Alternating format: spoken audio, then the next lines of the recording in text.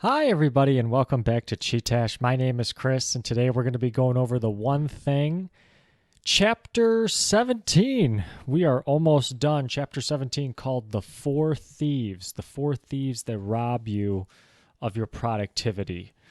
We just spent the last few chapters talking about how to get incredible results. And you get that by having a purpose, by being productive, and by having a priority throughout your days, all surrounded around your one thing. And today we're going to be talking about the things that can take you away from your one thing. And we are just going to jump right into it with a story about the Good Samaritan experiment, which was an experiment performed in 1973, probably at Stanford. As if you guys have followed me thus far on the journey through the one thing, lots of studies quoted from Stanford. But basically what happened in this study was that there was two groups. One of the groups was told to prepare a talk on seminary jobs, and the other was told to give a talk about the parable of the Good Samaritan. If you guys are familiar with that story in the Bible. And the two groups had to go give this talk. Some of the people within each group were told that they were late to their talk and they had to hurry to their destination. What the students didn't know was that researchers had planted a man along the way, slumped on the ground, coughing, apparently in distress.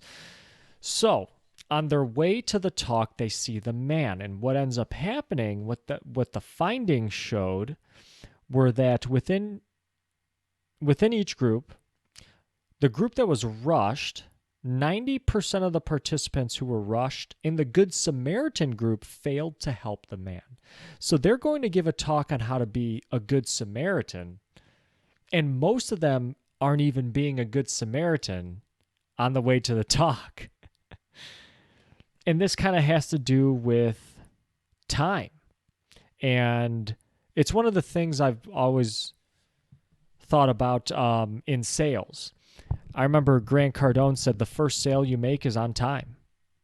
That's the first sale you make. Hey, do you have time? Can I tell you about this product? First sale you make, because, about, hey, here's how good my product is, this and that and this and that. But if nobody has the time to listen to you, they're not going to listen to you. So he always advocated for, hey, do you have a second? Okay, sure, I have a second. At least get them to listen. But that's always the first sale you make. And time is something that can rob you of productivity when you think you don't have time. Gary writes, now, if seminary students can so easily lose focus on their real priority, do the rest of us even have a prayer? That's kind of funny. I see what he did there. But you can see how certain things keep us away from our one thing when you don't have time. Even though people, a lot of times, I think people have time, but they convince themselves that they don't because, again, going back to things we've talked about earlier in this book, they're more concerned with things on a list than their one thing, than their one true thing. So there's four things that get to say no to things, especially when I'm working on my one thing. I always used to feel bad saying no because I don't like the feeling of letting people down. Even to this day, I still have a tendency, oh, yeah, sure, yeah. I hate telling people no. I just don't like doing it because I always feel like they get disappointed in me if I don't reply yes to something.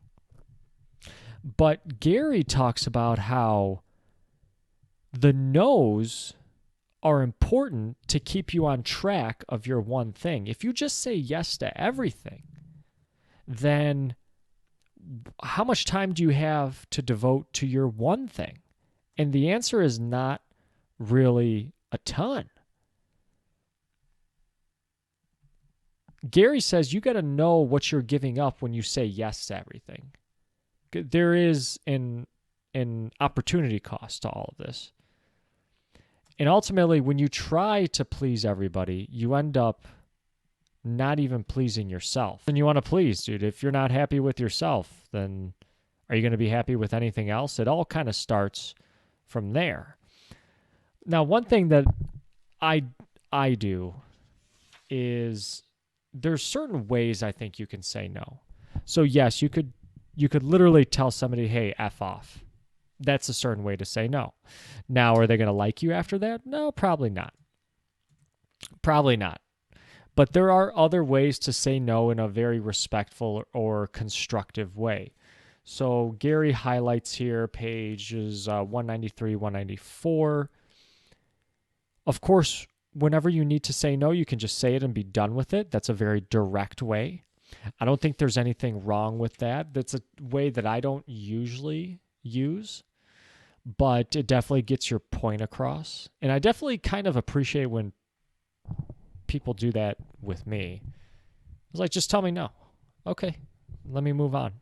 I actually appreciate it more than you beating around the bush. I'm not saying that I beat around the bush, but you can definitely say no in a very constructive way. You can ask them a question that leads them to find help they need elsewhere. You might suggest another approach, etc. So these are very constructive ways of saying no. Like somebody asks you for help. Well, have you tried this? Have you tried this? Oh, okay, this is how I would approach it. And none of these responses involve you including yourself in the solution of the question that this person is asking of you. So it's very constructive. Gary has this rule, the 3-foot rule, which basically nothing comes within 3 feet of him that is unrelated to his one thing. If it's related to your one thing, invite it in. But if it's unrelated, I think was talking about how he uses barriers to this. Like or maybe he wasn't, but I was thinking you could kind of use other coworkers, assistants, secretaries, etc., to keep people at bay from you, to keep them as a gatekeeper to you. Hey, if it's not related to my one thing, tell them I'll call them back. Something like that. Something like that.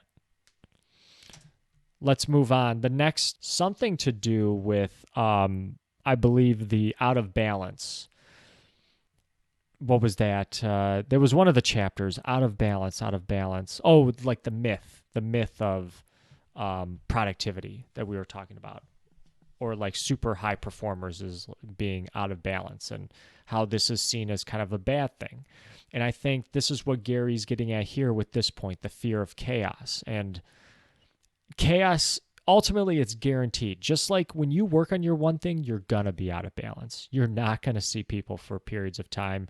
You're going to be very devoted to one thing. Some other things are going to have to sit by the wayside. But then you course correct and you rebalance the other way. And that's the thing. You don't ever just stay in the middle, but you live at the extremes. You have to just realize when you work on your one thing, chaos is guaranteed, and you shouldn't. What's going to push you towards accomplishing your one thing? In the chaos, out of the chaos is going to come order. Eventually, things settle down and fall into place. And I think that's what Gary's getting at here with this point.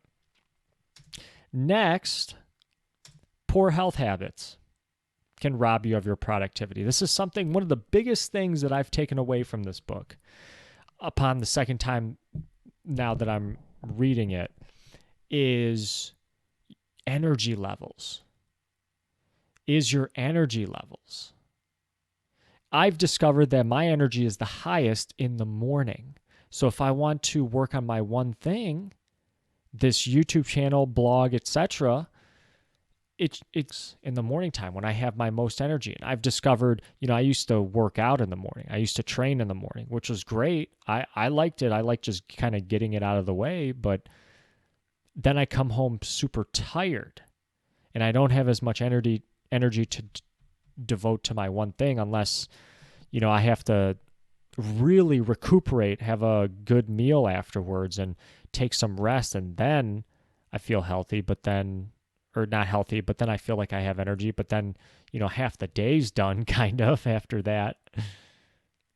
So Gary talks about a couple things here. Again, you have a fuel tank when it comes to energy. You got to refuel sometimes, and you got to take care and notice when you're running low on energy and not to just push through it. So breakfast is important. Meditation and prayer in the morning. This is something that I definitely try to read in the morning too. I try not to look at the phone or have the phone on, TV on, anything like that. Grab a book, do some light reading in the morning, helps calm me down, get me ready for the day. Good breakfast helps. I started eating breakfast. I used to fast and not eat breakfast, but now I eat breakfast pretty much every day, and I feel like it's helped. You can also plan, calendar, plan, time block your one thing, all very important things to do to get you started on your day of working on your one thing and conserving your energy. Next, the last thing Gary talks about is your environment. The environment, which is what you see and experience every day. And the environment here, I think he's really getting at is, yes, like the physical space you're in. And we talked about creating a fortress for your one thing when you're working on it, keeping people at bay from it, keeping away the distractions. But it's also who you surround yourself with. I mean, you've probably heard this phrase before a ton, where you're the sum of the 5 people you hang out with the most, or show me your friends, I'll show you your future. So you have to be very careful with who you surround yourself with. And this is something that I have been acutely aware of over these past couple of years, in that there's certain people that were in my life that just did not really align, and their attitudes were not in line with my attitudes.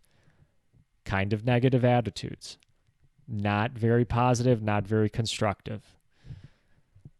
Gary outlines in the book, if you have one friend that becomes obese, you actually are more likely to become obese. I forget if they quoted, let me see.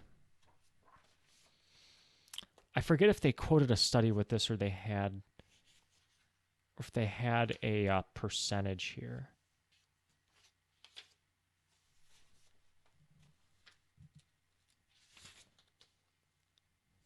Maybe they didn't. I thought that, here we go. For instance, their 2007 study on obesity revealed that if one of your close friends becomes obese, you're 57% more likely to do the same. The people we see tend to set our standard for what's appropriate. So this was from a book, Dr. Nicholas Christakis and James Fowler connected: The Surprising Power of Our Social Networks and How They Shape Our Lives. Interesting. This guy was on, Christakis has been on Joe Rogan. I've seen him on there a few times. So yeah, show me your friends, I'll show you your future. And success, we've talked about this earlier. Your one thing doesn't get there by you yourself. It usually takes, one other person. On your one thing journey, there's one person that helps you out, if not more. Most of the times, probably more. And I like this analogy. It's like walking down the candy aisle when you're trying to lose weight. Right? So you're tempted by all these things, external factors. Yet you're working on your one thing, and you can't let the distractions keep you from your one thing. And again, just these couple things that we talked about. You got to live with a purpose. That's the bottom of the iceberg. Then the level up is priority. But the thing that usually most people see is your productivity, which is the top of the iceberg. That's what people see you doing. They see the actions, but they don't really see the priority or the purpose behind it. Those are down deep in the depths of the ocean that only you know. And you shouldn't let anything take you away priorities throughout the day. And guys, that's actually going to do it for this chapter. We have one last chapter left. on the one thing, we are going to be, next chapter is called The Journey. Very short chapter. It's kind of a summary chapter. And essentially, that is the conclusion of the one thing. There is one more chapter on putting the one thing to work. If you guys want to check that one out, I won't do a video on it. It's kind of, to be honest, I don't think it really says anything new. It's kind of rehashing and like summarizing ways you can use the focusing statement and find your one thing in other areas of your life. Doesn't have to be just work, and it can be personal, it can be spiritual, relationships, etc. But guys, I really appreciate you sticking with me. One last episode, and thank you very much. Tune in next time. My name is Chris. This has been Chee-Tash. Take care.